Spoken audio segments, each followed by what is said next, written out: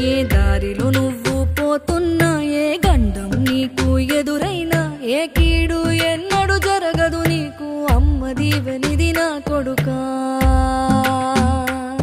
ఈ దిక్కులు నీతో కదిలేను, ఆ చుక్కలి దిష్టి తీసేను, ఏ గాలి ధూళి సోకదు నిన్ను, అమ్మ దీవెనిది నా కొడుకా.